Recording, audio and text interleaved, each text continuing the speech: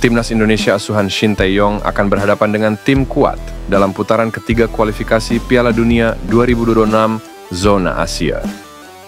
Salah satu tim kuat yang akan dihadapi Timnas Indonesia adalah Jepang. Siapa sangka pelatih Jepang, Hajime Moriyasu, justru beri peringatan kepada negara lainnya seperti Australia, Arab Saudi, hingga Bahrain tentang potensi kekuatan Timnas Indonesia. Jepang sendiri pernah merasakan kekuatan Timnas Indonesia pada AFC 2023. Walaupun Timnas Indonesia dikalahkan oleh Jepang dengan skor 1-3, tetapi skuad Shin Tae-yong tetap mendapatkan pujian dari Hajime Moriyasu. Pelatih Jepang tersebut menilai bahwa kekuatan Timnas Indonesia itu sudah cukup baik. Bukan lagi seperti Timnas Indonesia beberapa waktu lalu sebelum dilatih oleh Shin Tae-yong. Melihat fakta tersebut, pelatih Jepang pun menyebut Timnas Indonesia sudah mengalami perkembangan pesat sejak Shin Tae-yong menjadi pelatihnya. Timnas Indonesia telah mengalami banyak perkembangan sejak dilatih Shin Tae-yong, ujar pelatih Jepang. Tentunya apa yang disampaikan oleh Hajime Moriyasu tersebut merupakan sebuah peringatan bagi calon lawan Timnas Indonesia seperti Bahrain, Cina, hingga Arab Saudi. Perkembangan yang telah dialami oleh Timnas Indonesia di era Shin Tae-yong ini bisa menjadi ancaman yang berbahaya.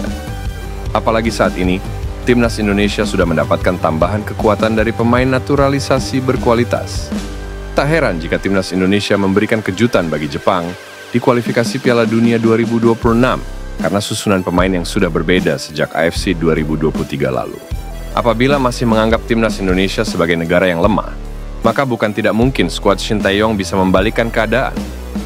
Bagi Timnas Indonesia, mendapat anggapan remeh dari pihak lawan sebenarnya merupakan sebuah keuntungan, karena skuad Garuda bisa memberikan kejutan yang tak diduga-duga. Menpora Dito Aryo Tejo optimis Martin Paes bisa membela Timnas Indonesia di putaran ketiga kualifikasi Piala Dunia 2026 Zona Asia. Kemarin Pak Erick Thohir sampaikan, insya Allah September Martin Paes sudah bisa main, ujar Dito.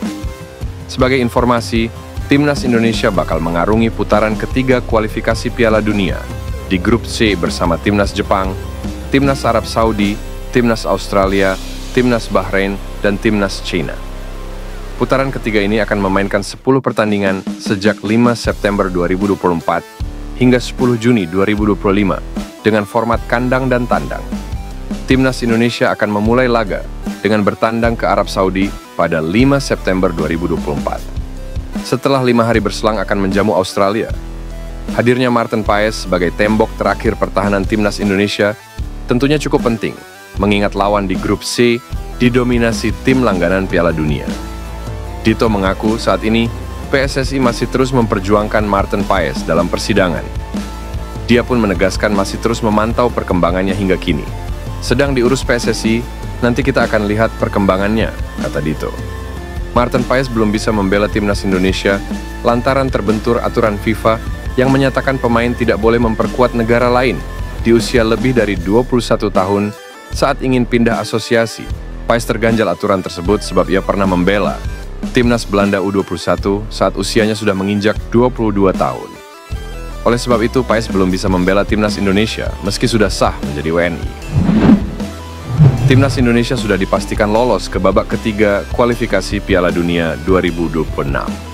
Lawan yang lebih kuat sudah menunggu di babak ini. PSSI pun dikabarkan terus berusaha memperkuat timnas. Ada rumor menyebut beberapa pemain keturunan Indonesia siap untuk menjalani proses naturalisasi. Salah satu pemain yang kabarnya dibidik PSSI adalah Kevin Dix. Bek FC Copenhagen tersebut disebut juga tertarik untuk memperkuat Indonesia setelah tak mendapatkan panggilan timnas Belanda.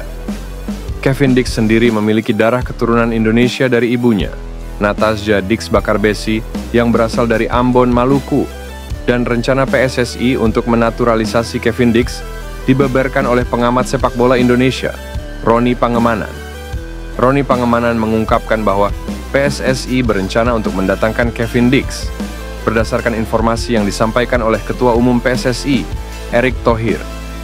Menurut Roni, Erick Thohir menyatakan bahwa ada rencana untuk menaturalisasi pemain tertentu.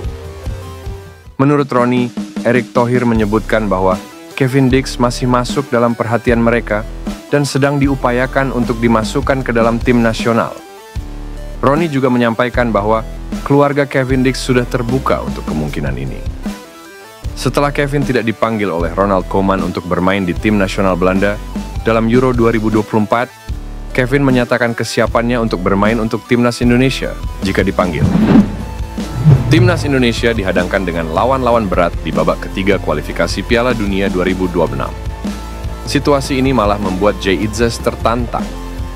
Jay Itzes menceritakan perjuangan timnas Indonesia untuk bisa tampil di Piala Dunia 2026 ke media Belanda.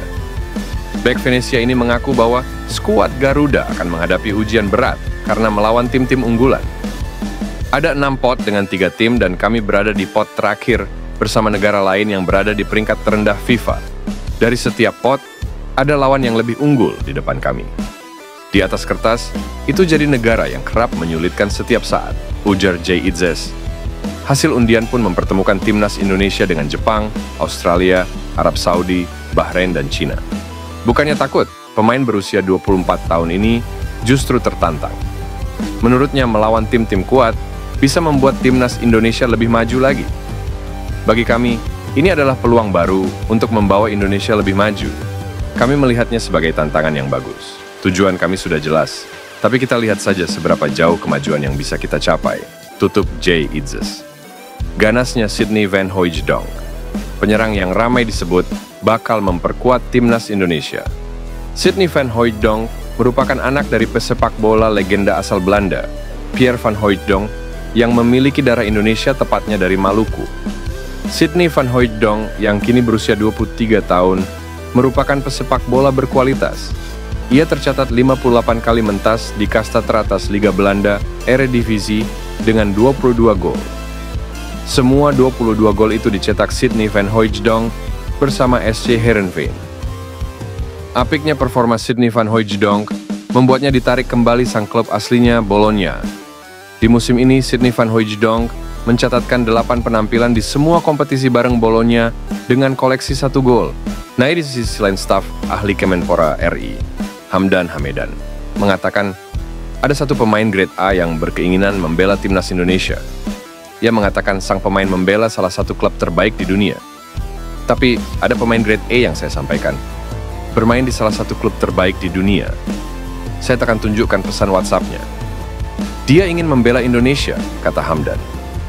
Setelah pernyataan di atas, banyak akun fanbase sepak bola Indonesia yang menyebut Sydney Van Hooijdonk sebagai sosok yang dimaksud Hamdan Hamedan.